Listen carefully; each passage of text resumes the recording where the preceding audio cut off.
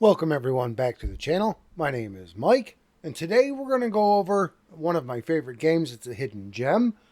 I don't think this game gets talked about enough. This is going to be Union City Alliance.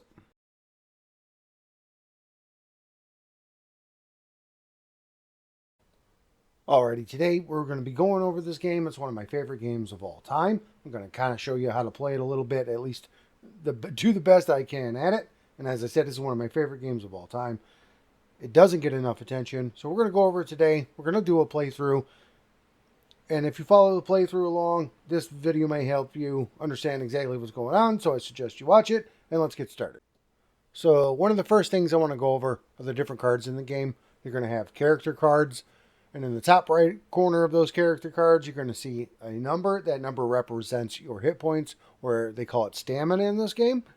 And then at the bottom of the card, you're going to have an ability box. Every character is going to be slightly different, and we'll go over how those kind of vary from character to character in the keyword section. And then now we're going to move on to just general cards.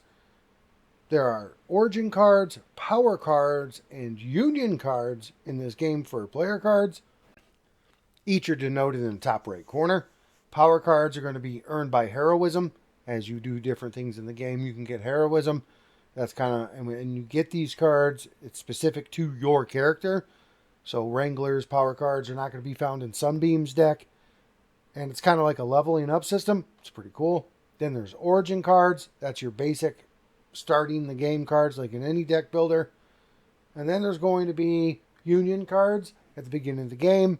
You're going to choose the basic union deck and two hero assist decks, mix them together, and that's how you're going to have the cards that you're going to buy as you play the game to build your decks with.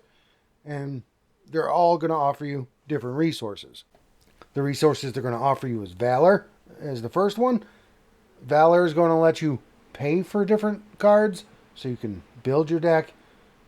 It's also going to let you take on different challenges in the game. I'll show you how that works in a bit.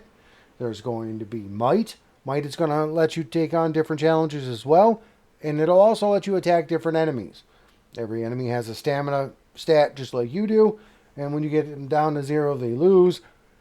So for each might that you inflict upon them, they will lose a hit point unless otherwise stated by some defense ability or something like that you would expect in a normal card game.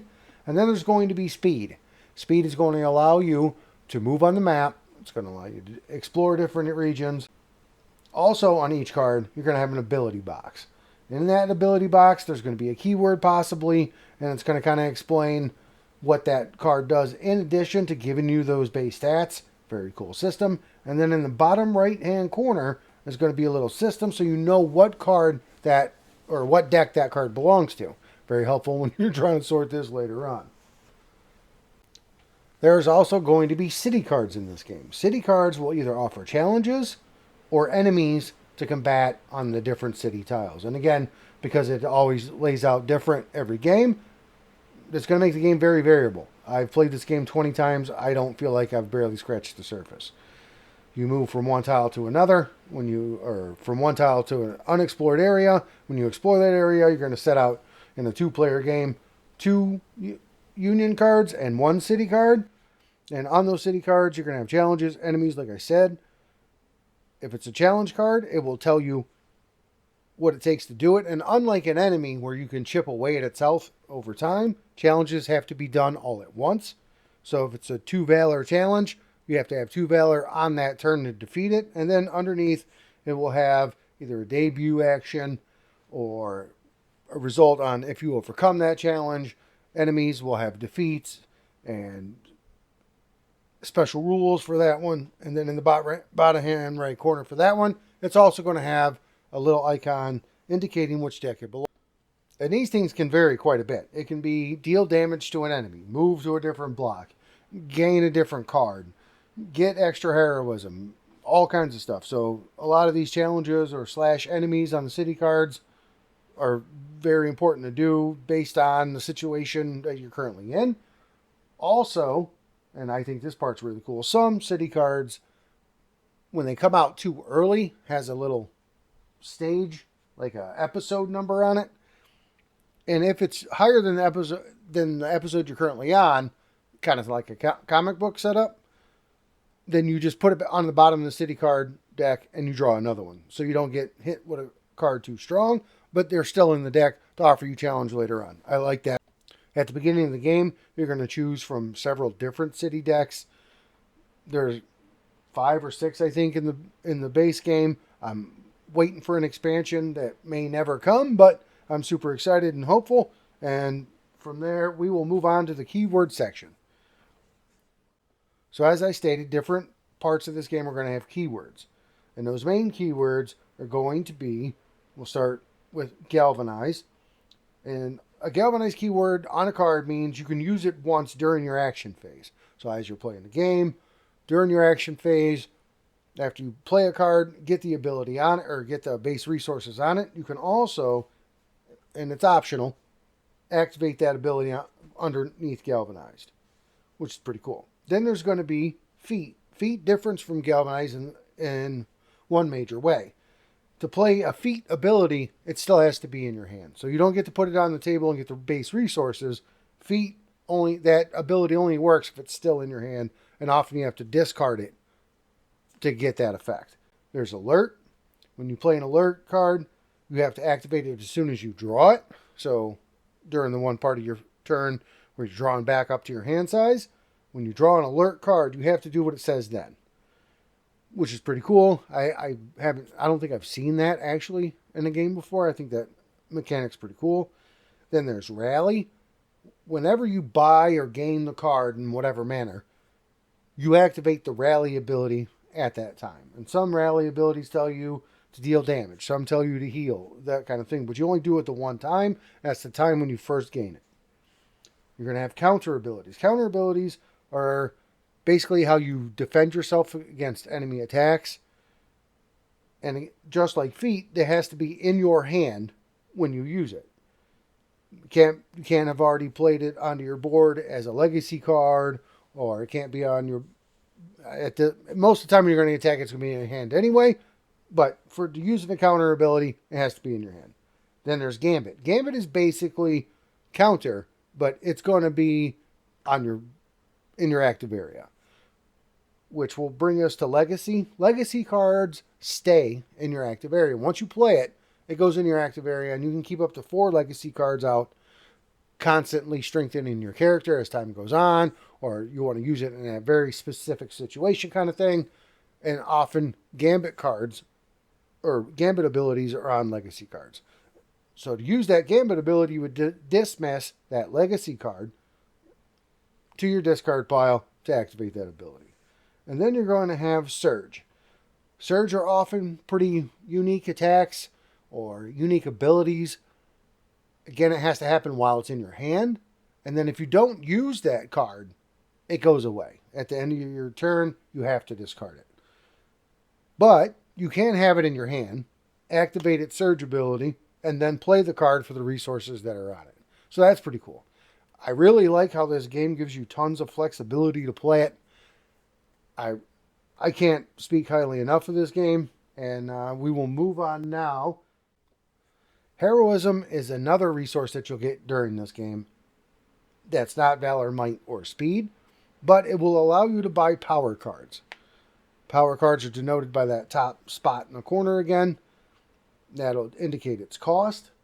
And as time goes on and you acquire these, you're going to also acquire level up tokens that will increase the cost of future power cards. And you can get heroism in different ways. Sometimes it's a skill in a card. Sometimes you just spend 2 Valor to get it. Sometimes you overcome a challenge and it'll grant you heroism as a reward. Sometimes you take out an enemy and you get heroism. There's many different ways to get it. But as you accumulate it, you can spend it on your personal power cards to personally advance your character. And then the other cool thing about this system is you have a deck of power cards. There's 8 of them in there, but you're not going to see them every game.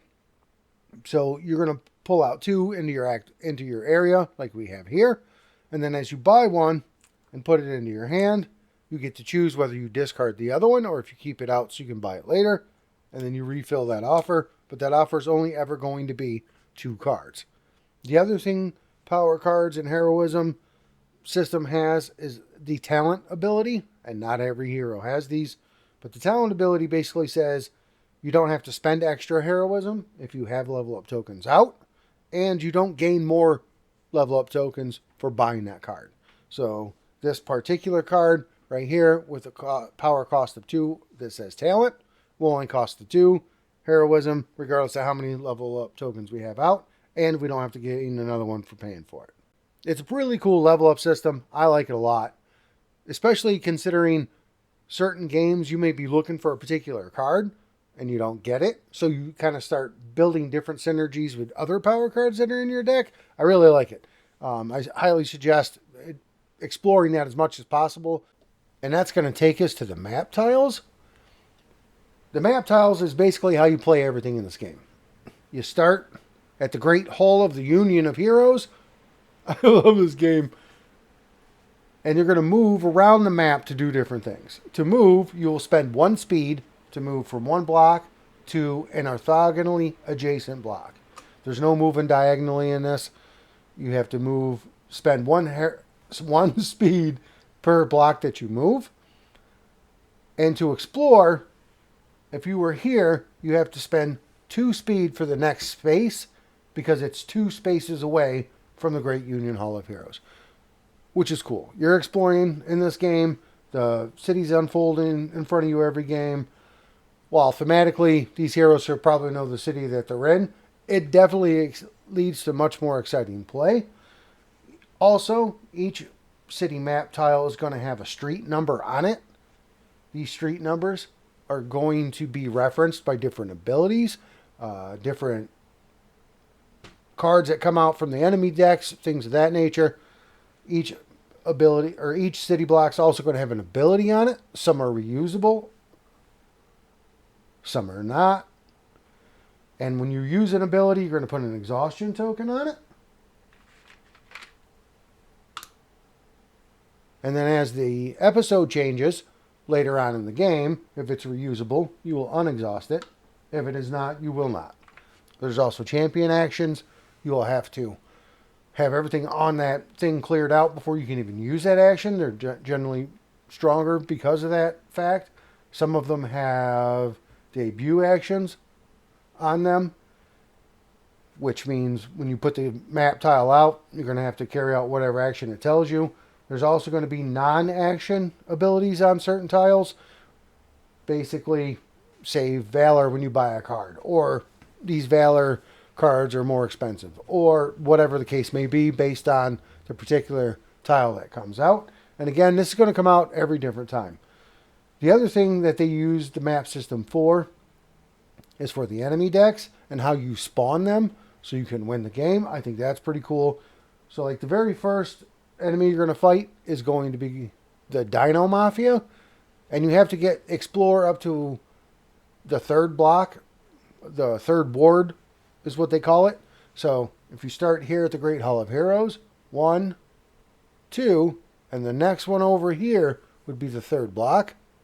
Let me zoom out, maybe show you a little better. Here we go.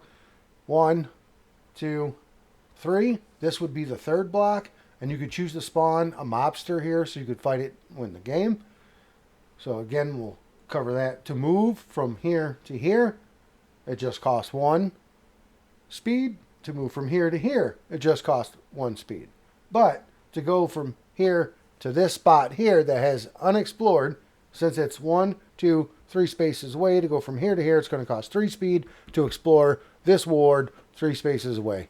It's the most confusing part of this game. Everything else after that, if you're a regular gamer, if you played these card games, if you've played deck builders, the rest of it's going to come pretty simple to you, I think. That part might trip you up a little bit. Outside of that, I think you're going to be just fine. That's going to bring us to the enemy decks. Each one of the enemies in the game is going to offer a different challenge, as you would expect. They're going to do that through issues, not episodes, apologies for that. It's going to come in different issue numbers. Under each issue, you're going to have a plot deck.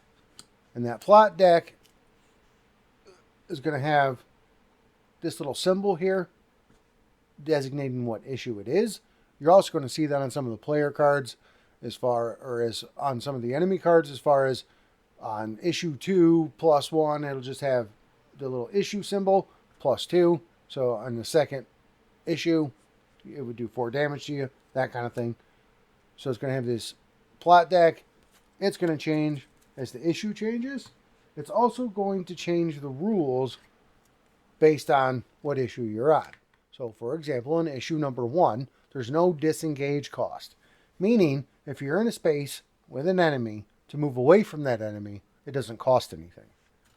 However, in issue 3, that disengage cost is 2.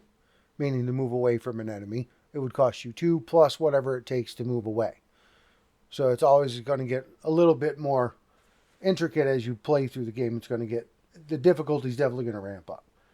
Also, it's going to have story on the card if you want to read it, and it has whatever particular mechanic happens to be in place.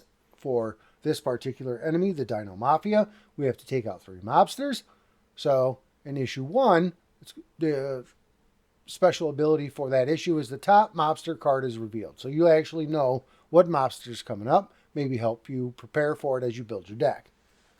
But in issue 3, the top mobster card is revealed, so you still know what's coming up, but it says mobbed up. If a block in a Ward 3 or further is set up, as I was suggesting earlier, you may play a mobster card there instead of city cards, which is pretty cool. Every time you set up a block in a 2-player game, you're going to put out 2 union cards, 1 city card to reiterate, and again it says boss. Instead of putting that city card out, you can put out a mobster. As soon as you take out 3 mobsters in a 2-player game, you win. I haven't played anything past 2 players. I've only played this 2 players, either 2-handed solo. There is no true solo in this, in case you were wondering. Or with the girlfriend. She likes this game as well. She likes to play Lady Sunbeam, who's pretty strong. And then this particular enemy deck also has gangsters.